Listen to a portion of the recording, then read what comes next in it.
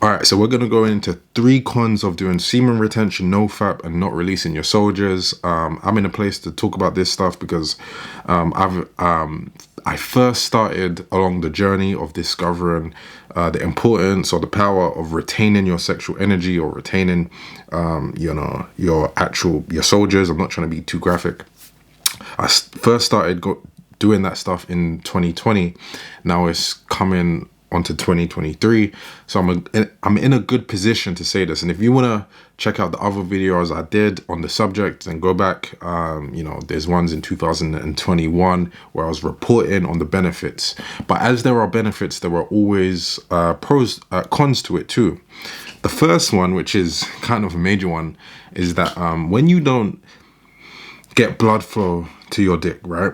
When you're not getting consistent blood flow, it makes, well, I'm quoting the studies that I've actually read up, right, or the post that I've seen, but it stops, it discourages the elasticity in your dick, right? So your dick's likely to lose some size, which I think that's what I reported when I first started doing like 100 days. And it felt like, from what I could see, my dick was smaller than before.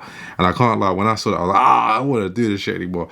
So after that, even if I'm in a period where there isn't actually a reason for me to have consistent boners, I will make myself, like, I will, get some self-love time going, because I don't want to lose any elasticity or any size unnecessarily. So I truly do believe that one.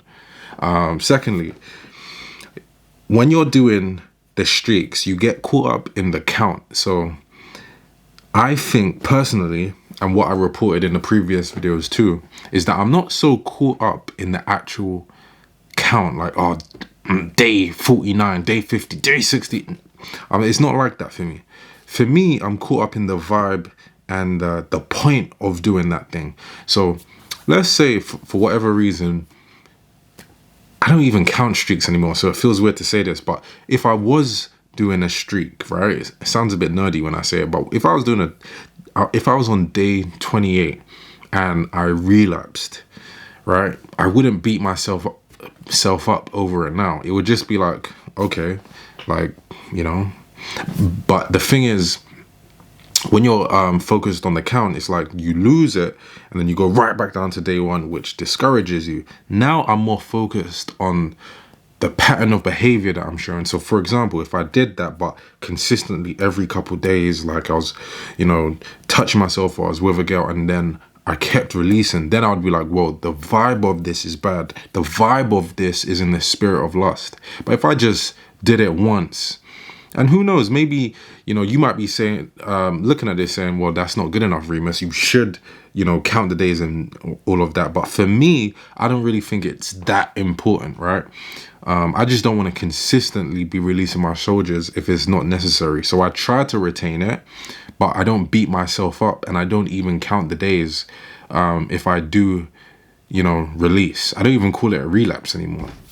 The third thing, in my opinion, is if you don't redirect the energy, it's kind of like you build up an explosive energy for no reason, which is quite uncomfortable.